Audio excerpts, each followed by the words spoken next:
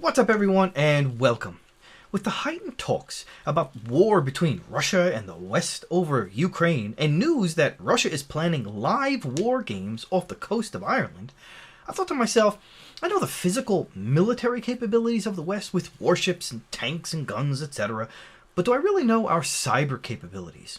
Are we prepared for a real global cyber war? I mean, is the West prepared for cyber warfare in combination with physical warfare? Has the US actually ever effectively hacked Russia? I've been able to answer at least one of these questions, and in this episode, I want to share my findings in a slightly new format. Before we get started, if you like my channel, don't forget to subscribe and like this episode and share it with anyone you feel can benefit from this information. Let's get started. So yes, the US hacked Russia at least once. In 2019, the United States stepped up digital incursions into Russia's electric power grid in a warning to President Vladimir Putin and a demonstration of how the Trump administration was using new authorities to deploy cyber tools more aggressively. Yes, under Trump, Russia was hacked. In interviews, the officials described the previously unreported deployment of American computer code inside Russia's grid and other targets as a classified companion to more publicly disclosed actions directed at Moscow's disinformation and hacking units around the 2018 midterm elections. Advocates of the more aggressive strategy said it was long overdue, after years of public warnings from the Department of Homeland Security and the FBI that Russia has inserted malware that could sabotage American power plants, oil and gas pipelines, or water supplies in any future conflict with the United States. The administration declined to describe specific actions it had taken under the new authorities, which were granted separately by the White House and Congress in 2018 to United States Cyber Command, which is the arm of the Pentagon that runs the military's offensive and defensive operations in the online world. But in a public appearance, President Trump's National Security Advisor, Mr. Bolton, said the United States was now taking a broader view of potential digital targets as part of an effort to say to Russia or anybody else that's engaged in cyber operations against us, you will pay a price. Now, before we go on, just to get things straight about Mr. Bolton, this is Michael Bolton, the singer. He's a little older now and he sees it looks like this. This is the character Michael Bolton from the movie Office Space. Neither of these are the Mr. Bolton I'm referring to.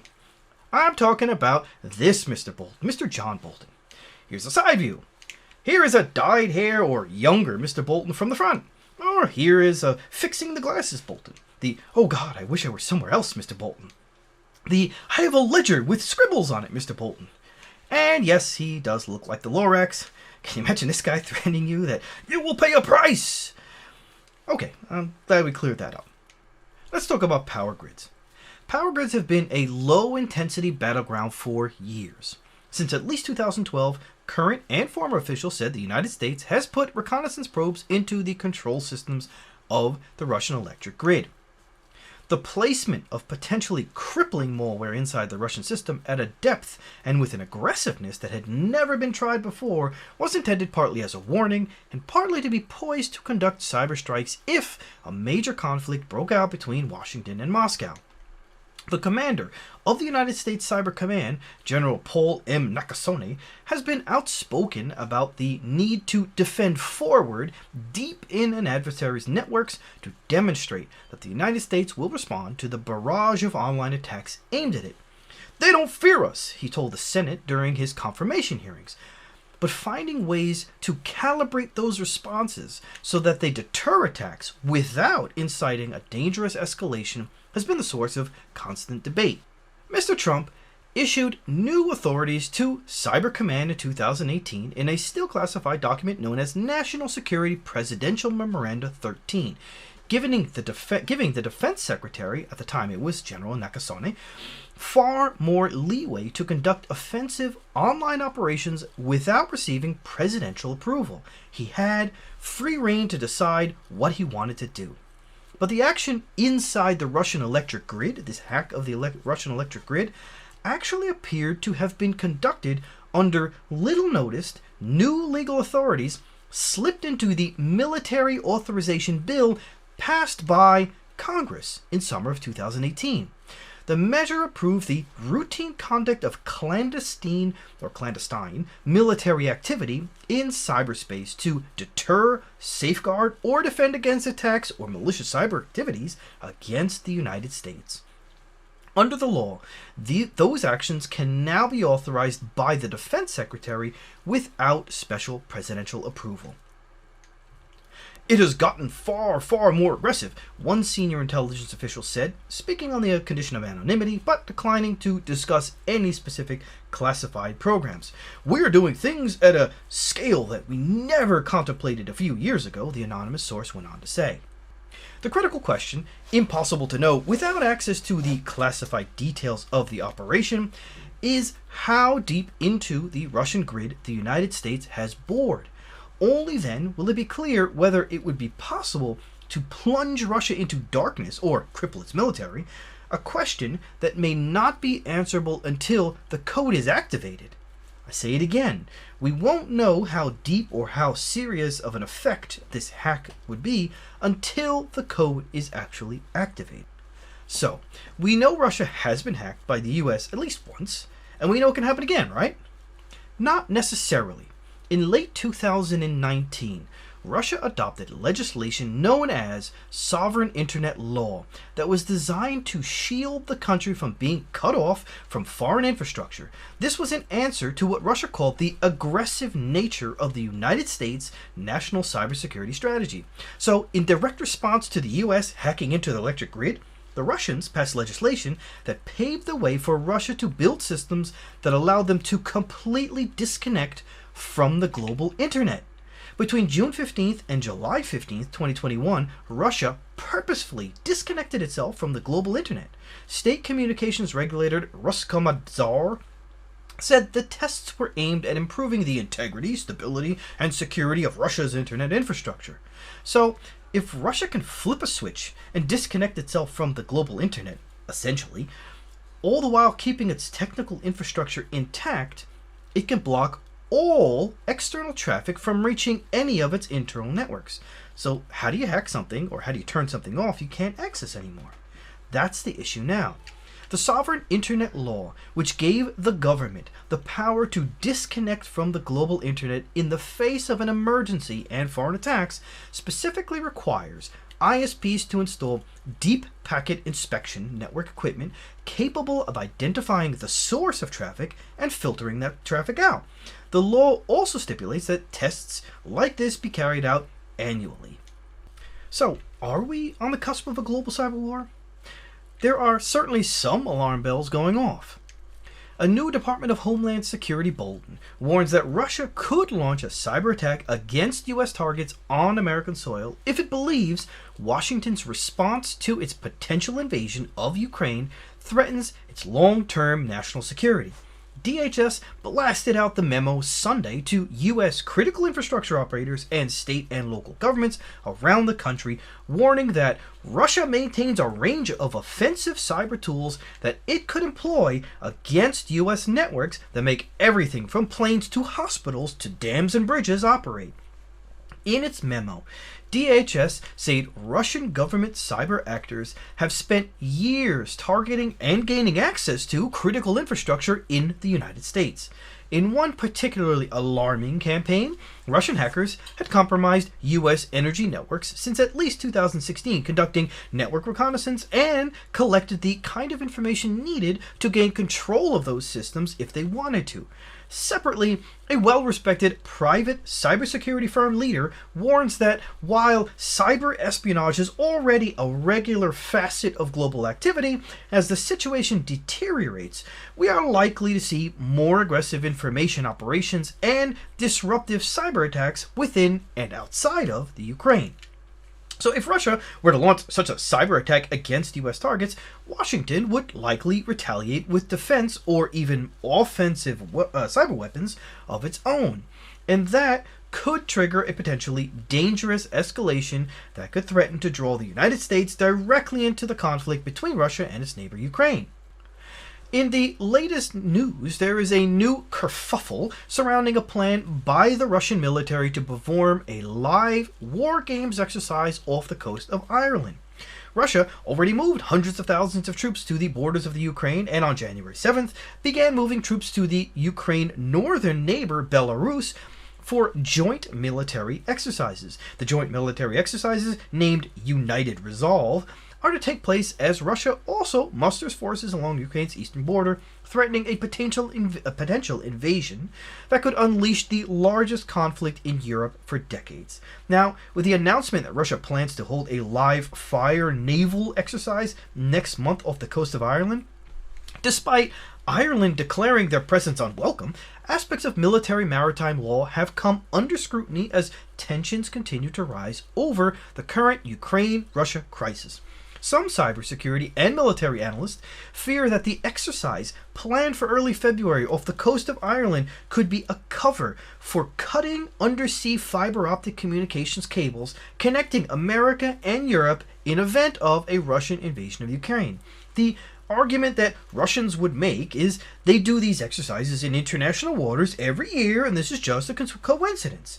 But whether it's a coincidence or not, at a time of increasing tensions, at a time of real concern around a possible war between the Ukraine and Russia, the thinking is they should call them off.